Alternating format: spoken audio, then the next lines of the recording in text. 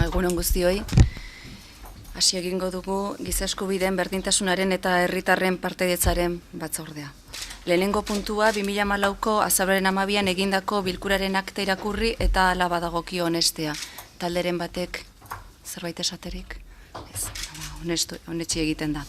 Bigarren puntua, hizkuntza politika eta kulturako sailburuaren agerraldia Lur Etxeberria Iradi EH Bildu taldeko legebiltzarkideak egindako eskariari jarraituz, batzordeak eskatuta azalpenak emateko Hondarribiko Alardea Fundazioaren ekitaldi batean parte hartu izanaz. Lehenik eta behin, ongietorria, gurekin diren Kristina Uriarte, hizkuntza politika eta kultura sailburuari, eta Olatz Garamendi eta Bego Garamendiri. Ni esker. Hitza lehenengo EH Bilduko Etxeberria handirak izango du bere agerraldi eskera delako. Eskerrik asko batzorde burua eta mila esker sailburuari eta laguntzen duzuen kideoi etorri izanagatik. Hizkuntza politika eta kultura sailburu Kristina Uriarteren agerraldia eskatu genuen abuztuaren 26an, Alarde Fundazio Hondarribiaren ekitaldi batean parte hartu izanaren inguruan azalpenak emateko, larria iruditzen zaigulako batez ere Jaurlaritzaren goi kargu batek alarde baztertzailearen jabe den eta antolatzen duen elkartearen ekitaldi batean parte hartu izana. 3 hilabete pasa dira agerraldi eskatu genuenetik, denbora asko da, abuztua zen, orain azaroaren bukaeran gaude, baina edozein modutan eskertzen dugu gaia batzordera ekarri izana. Abuztuaren 15ean, Hondarribiko Alarde Baztertzailea antolatzen duen Alarde Fundazio Hondarribiak bere egoitza inauguratu zuen eta horrekin batera pintura erakusketa bat abiatu zuen. Egoitzan bertan. Inaugurazio ekitaldien bertan izan ziren Hondarribiko alkatea eta beste zinegotzi batzuk, egia esan datu honek ez gintuen gehiagi harritu, ezaguna da Hondarribiko alkateak Alarde Baztertzaileari adierazten dion babesa, ez bakarrik ekitaldi honen bidez, bestelako ekitaldien bidez ere bai. Larriena ordea iruditu zitzaigun eta arreta benetan eman ziguna izan zen esandakoa, Jaurlaritzaren goi kargu bat Alarde Fundazioaren egoitzan bertan ikusi izana da. Pintura erakusketa baten inaugurazioaren harira zehazki. Egoitzan sartu zen, Alarde Fundazioen egoitzan sartu zen eta Fundazioko lehendakariarekin batera ikusi ahal izan genuen hainbat mediotan atera ziren argazkietan. Jaurlaritzak prentxari emandako azalpenen bitartez jakin dugunez, Alarde Fundazioak gonbidapena bidali zion sailburuari, pintura erakusketako inaugurazioan parte hartzezan, eta Jaurlaritzak zionez argi utzi zuen Uriarte ez zela egoitzaren inaugurazio ekitaldian egon, baizik eta pintura erakusketan parte hartu zuela. Hala ere, bi kontu. Bat, egoitzaren inaugurazio erabat loturik zegoen pintura erakusketaren inaugurazioekin eta hala adierazi zuen Alarde Fundazioak. Eta bi, berdin zaigu ze ekitaldiren harira den pintura erakusketa bat, den hitzaldi bat edo merendola bat. Larria iruditzen zaiguna da, sailburu batek ez duko egin izana, Alarde Baztertzailea antolatu, aldarrikatu eta defendatzen duen elkarte baten ekitaldi batean parte hartzeari. Areago, egoitzaren inaugurazio egunean, egoitzara sartu zen, eta Alarde Fundazioaren lehendakariarekin batera ikusi ahal izan dugu argazkietan. Gipuzkoan salduena den hedabideak atera zuen argazkia Kristina Uriarte sailburua Aitor Kerejeta alkatearekin eta Goikoetxea Alarde Fundazioaren lehendakariarekin batera.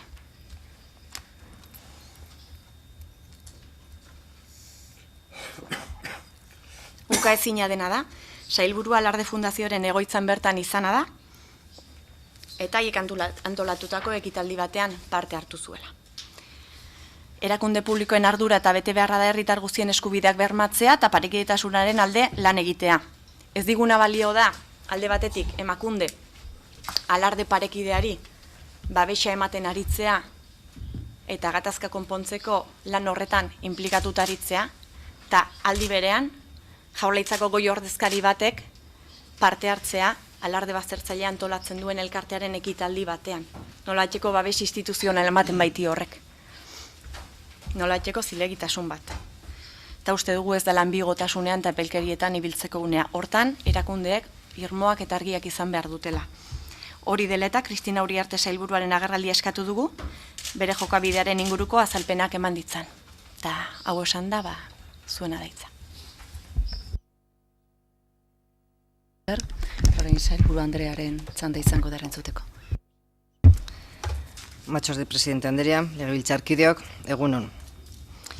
Etxeberria Andrea, lehenik eta behin eskerrak eman nahi ditut, gaur biltzarreko batzorde honetan, giza eskubideen eta berdintasunen batzordean egin zuzen ere, Hondarribian antolatutako pintura erakusketa batean parte hartu izanaren inguruan, azalpenak emateko aukera eman didazuelako.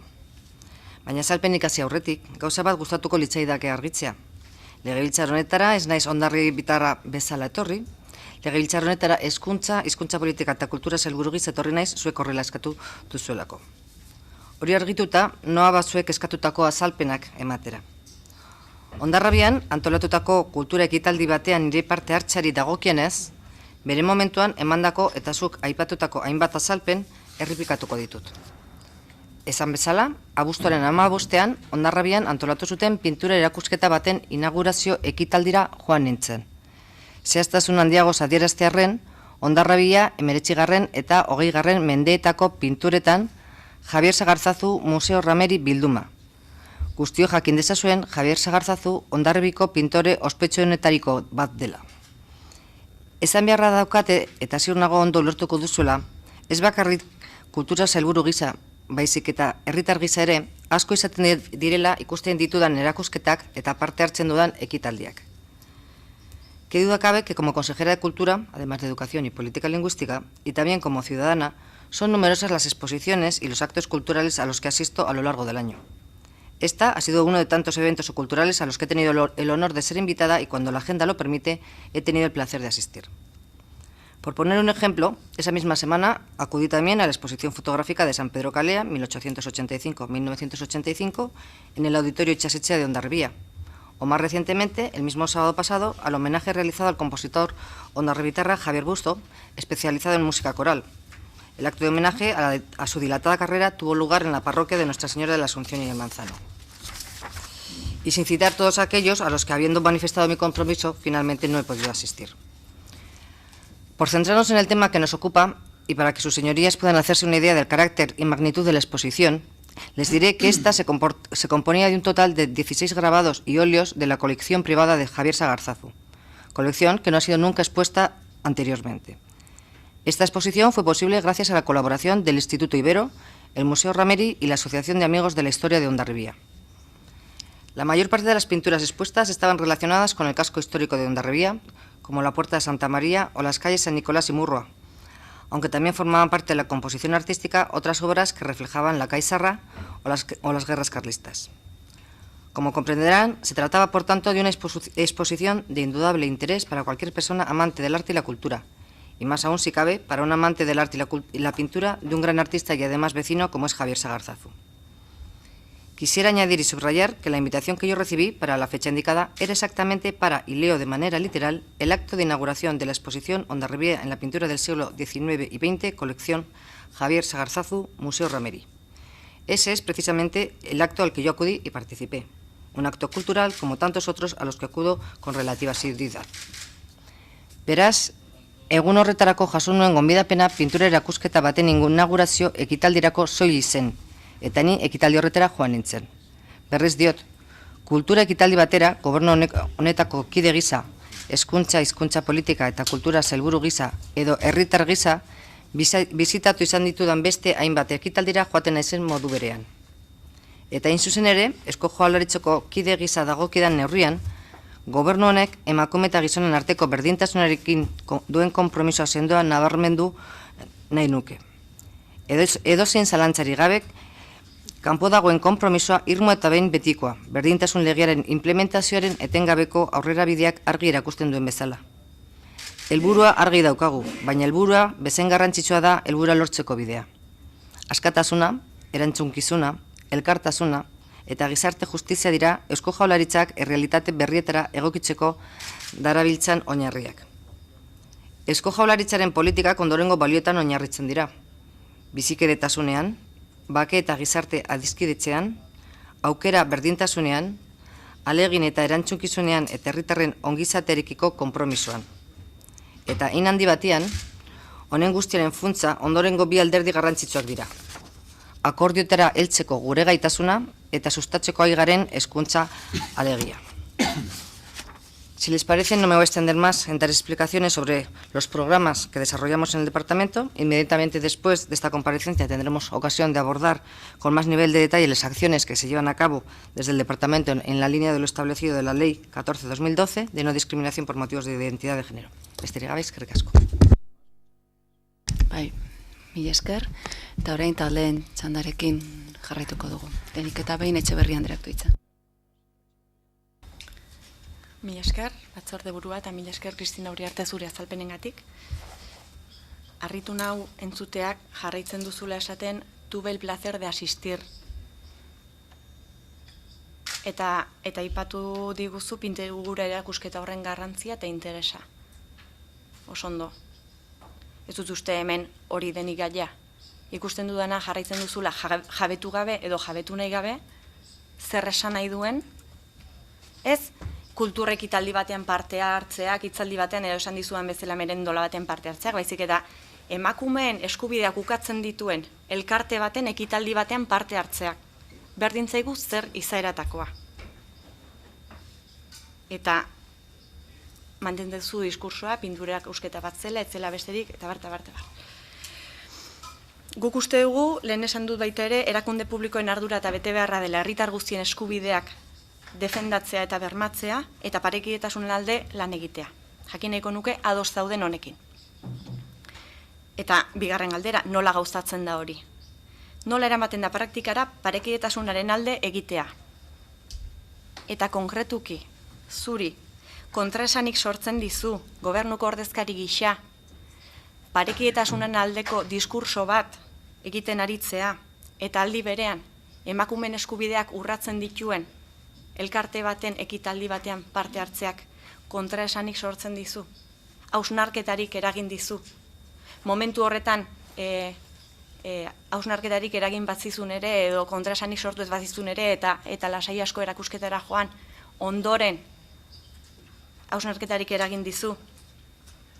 Eta aurrerantzean ere ikusiko zaitugu Alarde Fundazioak antolatzen dituen ekitaldietan.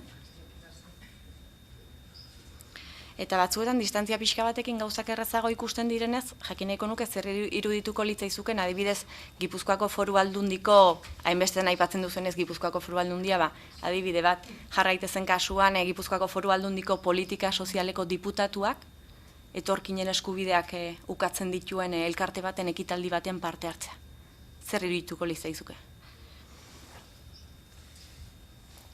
Bestetik, jarraitzen duzunezen abarmentzen kultura ekitaldi bat izan zela eta ez besterik, jakin nahiko nuke ezagutzen duzun berdintasun legearen 25. artikulua. Bigarren puntuan, honakoa jasotzen du. Kultur jardueraren batean, eta hor sartuta daude, jaikutsuzko jarduerak eta jarduera artistikoak, sexuaren ziozko bereizketa egiten bada, Euskal Herri administrazioek edo administrazioaren ordezkariek ezin izango dute jarduerotan administrazioaren ordezkari gisa parte hartu. Hala ere, iruditzen zaizu egoki jokatu zenuela. Eta iruditzen zaizu sailburua zaren bitartean ekitaldi publikoetan parte har dezakezula sailburua ez bazina bezala. Herritar soil bat bazina bezala. Gipuzkoan salduena den edabideak argi dauka ez, honela jaso zuen albistea. Inaugurazioaz ari dela. Además, acudieron por parte del ayuntamiento el alcalde Hitor Kerejeta y los concejales y no fueron los únicos representantes institucionales porque también estuvo la consejera de Educación y Cultura del Gobierno vasco, la hondarribitarra Kristina Uriarte. Behin gai hauek mahai gainean jarrita, ez nuke hemen bukatu nahi, zeren egia da, Kristina Uriarte sailburuak Alarde Baztertzailearen jabeden fundazioari bere babesa adierazi ondoren, Alarde parekidea bultzatzen duen Jaizkibel konpainiak gonbidapen bat luzatu zizula. Gonbidapen bat, nola bate aukera bat ematen zizuna, hankasartzea konpontzeko eta parekidetasunen aldeko jaurlaritzaren konpromisoa eta zure konpromisoa jaurlaritzako goi ordezkari batzaren heinean adierazteko. Jaizkibel konpainiak gonbidapen bat luzatu zizuen zehazki Urkullu lehendakariari eta zuri sailburuari alardearen egunean Jaizkibel konpainiaren bandera eramateko, parekidetasunaren bandera eramateko. Gure ustez, aukera paregabea, parekidetasunaren aldeko konpromisoa erakutsi ahal izateko. Baino, ez zitzaion ezer erantzun gonbidapen horri. Erantzuna isiltasuna izan zen. Isiltasuna eta babes instituzionala zuen aldetik, sailburuen aldetik, zero. Badakit, emakundean egon zen, bere babesa dirazten, baina lehen esan dugu, ez duena zentzurik da, emakunde alde batetik alarde parekidea babesten aritzea, eta bestetik Jaurlaritzaren goi kargu bat alarde fundazioaren ekitaldi batean. Agertzea, argazkietan ikusi ahal izan dugun bezala. Eta ez erantzutea, Jaizkibel konpainiaren gonbidapenari errespetu falta iruditzen zaigu. Eta alardearen egunean, gainontzeko instituzioekin batera, alarde parekideari babesa ematen, alarde parekideari harrerarik ez egitea ere, iruditzen zaigu konpromiso falta. Areago, agertu zarenean zuzenean alarde fundazioko kideekin. Horrekin lotuta jakin nahiko genuke zergaitik ez zion Kristina Uriarte sailburua Jaizkibel konpainiaren gonbidapenari erantzun. Barkatu, uste gaiatik ateratzen ari zela. Ez, erabat lotuta daudelako. Agerraldiarekin. Agerraldia da. Gero Kristina Uriartek erantzungo egin nahi duena. Baina agerraldia da, fundazioaren ekitalian parte hartu izana, horren aritik gonbidapen batek horren arira jarraitu zaizu mesedez agerraldi eskar horrekin. Bestela kontua, ez da agerraldi horren kontua.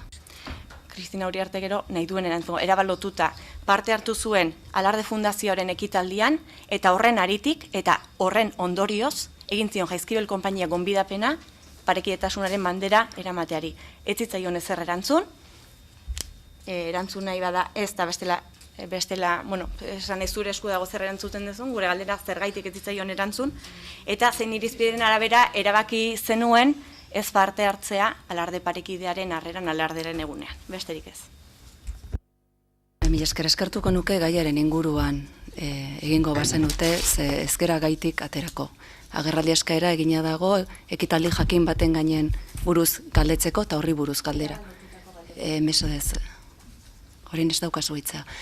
Talde popularraren izenean, Ruiz Andreak izango ditzarin. Sí, gracias, presidenta. Dar las gracias a la consejera y a su equipo por las explicaciones. Entiendo que una comparecencia, además no ha sido a petición nuestra, sino a petición de Bildu, es precisamente para dar explicaciones sobre en este caso, un hecho puntual. Desde luego nuestro grupo se da por satisfecha con las explicaciones que ha dado, que explicaciones nunca son justificaciones, pero sí con las explicaciones. Yo creo que si además la señora Uriarte responde al interrogatorio que le han hecho ustedes, desde luego, yo creo que por nuestra parte vamos a tener casi hasta sobreinformación, ¿no? Porque yo creo que se le ha puesto en una tesitura que, desde luego, dudo mucho que fruto de la comparecencia y de las intervenciones vayan ustedes a quedarse conformes, digan lo que digan, ¿no? Entonces, bueno, tengo la versión de los hechos de la consejera y con eso se queda el Grupo Popular. Gracias. Esker, talde sozialistatik Fresno Andereak du hitza. Muchas gracias, buenos días, presidenta, consejera, buenos días.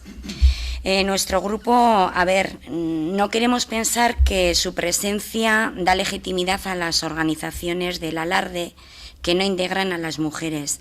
Entendemos que su responsabilidad es trabajar para que se garantice todos los derechos para todas las personas y se avance en la igualdad. Necesitamos, desde luego, y desde su departamento, la implicación de las instituciones para construir una sociedad donde las mujeres sean consideradas en igualdad de condiciones. La verdad es que esta polémica se ha suscitado y sí que realmente nos gustaría que aclarase un poquito más si realmente el apoyo al alarde tradicional es efectivo por su consejería, lo apoya, porque realmente es un apoyo o es un alarde polémico. Valoramos que tiene una exclusión social de las mujeres y que no compartimos. Y desde luego pensamos que las instituciones públicas tienen la obligación y responsabilidad de trabajar para que se garantice todos los derechos para todas las personas y se debe trabajar en el avance de la igualdad. Todos necesitamos la implicación de las instituciones para construir una sociedad donde la mujer sea considerada en igualdad de condiciones. Los procesos de cambios y especialmente cambios sociales que atañen a los derechos de una minoría es fundamental y determinante la implicación y el compromiso de las instituciones, porque éstas tienen la obligación de velar por el cumplimiento de la ley, porque las instituciones y sus representantes tienen los medios para abrir caminos que faciliten y ayuden al cambio, a la convivencia, al entendimiento y al respeto de igual y de la igualdad. Se debe dar pasos en cierre de la fractura social.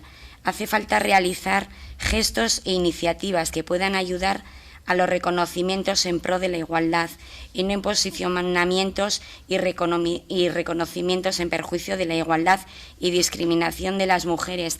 Yo desde mi grupo lo que realmente no hemos entendido o desde su consejería no se podía haber evitado toda esta polémica sabiendo que se iba a suscitar y que se le iba a achacar este posicionamiento sobre el alarde tradicional, no sé, que igual se tendría que haber pensado un poquito más y haber tenido más consideración. Nada más, muchas gracias. Mila esker eta Euzko Abertzaleak taldetik Arrizabalaga andreak du hitza. Eskerrik asko batzordeburua, egunon, eta eskerrik asko Kristin Uriarte sailburuari eta Garamendi anderei gaur batzorde honetara etorteagatik. Sailburuaren hitzak eta salpenak entzun eta gero argi dauka talde honek kultura sailburua den heinean horrelako erakusketa batera joan izanak, ez daukala ezer arrarorik. Naiz eta beste talde bateri hau ez gustatu, ez dugu ikusten agerraldi bat antolatzeko gaia denik. Talderen batek zer gertatu den gainean inolako dudarik izan eskero, galdera egitea nahiko zuela uste dugu gaia oso konkretua baita. Uste dugu, bazterrak nahasteko nahia dagoela, gaurko agerraldi honen atzean, kultura sailburuak Hondarribiko pintura erakusketa batera joan izanagatik reditu politikoak lortzeko. Hala ere, gure taldeak sailburuak bere agerraldian esandako hitz hauek azpimarratu nahi ditu.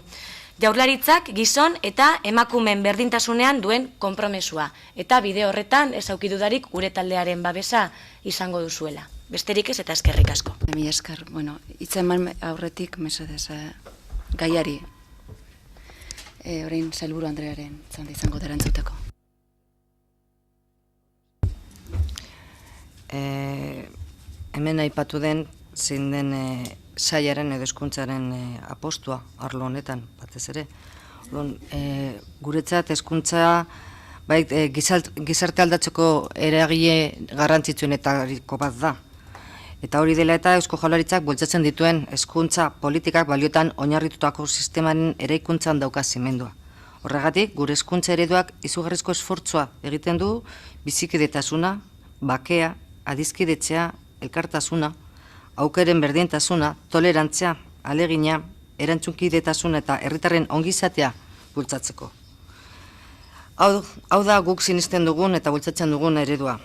Hainbat dira sustatu nahi ditugun eta balioiekin bat eginez hezkuntza sailetik garatzen ditugun plan eta programak. Baina bereziki eta oso labur bi aipatuko ditut. Alde batetik 2013-2006 bake eta bizikidetza plana, eta bestetik hezkuntza sisteman hezkidetza eta genero indarkeriaren prebentzio lantzeko gida plana. Eta ez naiz luzatuko, zeratik uste dut hemen ez dela momentua adierazpenak emateko planei buruz, hurrengo agerraldian igual aukera izango du baten bati zerbait gehiago esan. Etxeberria Andrea galdetu didazu, zeratik ez dugu erantzun Jaizkibel konpainiari. Lehendakariak berak zuen galderari erantzunez urriaren 6an adierazi zuen legez. Ez du gobernua Jaizkibel konpainiaren gonbidapenik jaso, aipatzen duzun edukiarekin. Horri buruz edabidetan egindako referentzia bat izan ezik. Ulertzen dut edabidetan egindako referentzia hori ez dela kontuan hartzeko prozedura bat.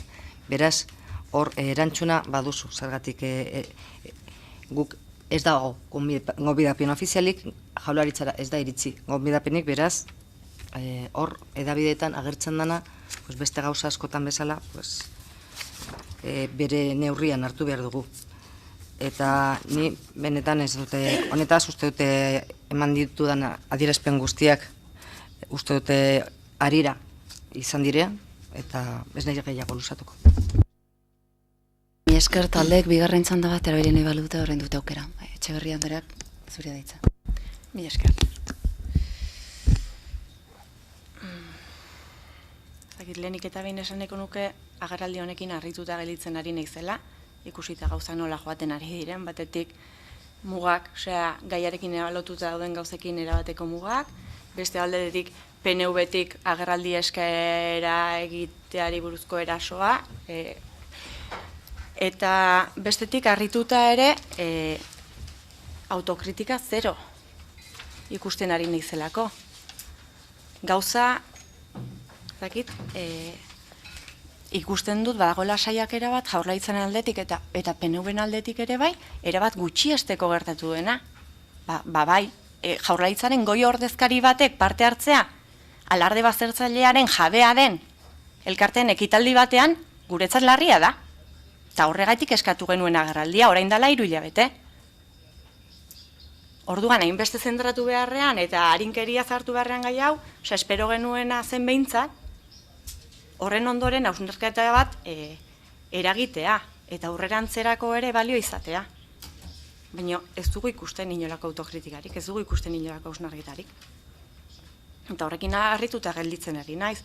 Eta galdera bat errepikatuko izuz lehen egin dizuana, eta jakineko nuke azuri, Kristina Uriarte sailburuari, hezkuntza eta kultura sailburuari ez dizun kontraesanik sortzen, ez dizun hausnarketarik eragin, parekidetasunaren aldeko diskurtso egitearekin batera, eta ez dut zalantzan jartzen ere aldi berean hezkuntza sailean adibidez parekidetasun alde egiten ari zareten lana, aipatu zuta nik hori ez du zalantzan jartzen, esaten ari naizena da, ea ez dizun kontraesanik sortzen edo hausnarketarik eragin, horrekin batera, emakumeen eskubideak urratzen dituen elkarte baten ekitaldi batien parte hartzeak.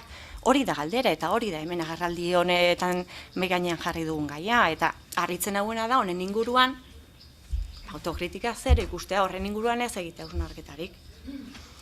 Eta gustatuko litzaiguke hemendik aurrera Kristina Uriarte sailburuak parekidetasunaren bandera ematea egunero eta donora. Hondarribian ere bai. Eta besterik ez. Mi esker, Alderdi Popularraren txanda. Gracias, Presidenta. No tengo... por nuestra parte no necesitamos más aclaraciones. Decía la representante de Bildu que se ha minusvalorado el tema y yo creo que en el punto medio está la virtud, decía Aristóteles, ¿no? Ni minusvalorar ni sobredimensionar. Desde luego yo no quiero entrar en debate, las posturas de todos los grupos políticos son bien conocidas con digamos, con las contradicciones que apunta que le pueda crear. Ya ha hecho una exposición de los motivos que explican su asistencia a ese acto. No creo que se haya hecho con frivolidad. Otra cosa es que nos convenzca más o menos a los diferentes grupos políticos, pero desde luego el motivo de la comparecencia y para lo que son las comparecencias en las comisiones, que es para dar explicaciones, yo creo que eso está más que satisfecho. Gracias. Esker, talde sozialistatik Fresno Andrea. Sí, gracias. Nada, nuestro grupo será por enterado. La consejera lo ha explicado y queremos entender que es así, que ella y que su consejería trabajan en pro de la igualdad. Y nada más, muchas gracias. Esker eta Eusko Abertzaletik, Arrizabalaga Andreak doitza. Eskerrik asko batzorde burua, bakarrik gauza bat azpimarratzeko, talde honek ez duela mespresuz jokatzen alardearen inguruan. Soilik uste dugu gaur agerraldi honetan gai konkretu bati buruz hitz egiten ari garela, eta gai hori hauxe da. Uriarte sailburua, kultura sailburua den enean, eta bera Hondarribitarra den enean, Hondarribiako pintura erakusketa batera joan izana. Uste dugu gauzak ez direla bere lekutik atara behar. Besterik ez, eta eskerrik asko. Bai, mila esker eta orain erantzuteko sailburu Andrearen txanda da. Lehen esan dudan bezala, Abauztaren 15ean, Hondarribian antolatu zuten pintura erakusketa baten inaugurazio ekitaldera joan nintzen. Zehaztasun handiagoz adieraztearen berriz, 19. eta 20. mendeko pinturetan Javier Sagarzazu Museo Rameri bilduma. Eta guztio jakin dezazuen Javier Sagarzazu Hondarribiko pintore ospetsuenetariko bat dela. Eta zu galdetu duzun parekidotasun egunero lantzen dudan, bai, noski, egunero lantzen dudan, eta baina nik erantzuten dizut, bai, zuek esaten da, zalantzan jarri duzu. Gauza bada, zer egiten dudan eta zer lantzen dudan eta zer bultzatzen dudan. Eta orduan, parekidotasuna egunero lantzen eta bultzatzen dugula. Dena den, antes de finalizar mi intervención, sí querría subrayar, por un lado, el compromiso de este gobierno como consejera que soy, con el respeto, el consenso y el acuerdo. Besterik gabe. Mila esker, sailburu Andrea. Eta bigarren puntua amaituta, hirugarren puntuari ekingo diogu. Hezkuntza, hizkuntza, politika eta kultura sailburu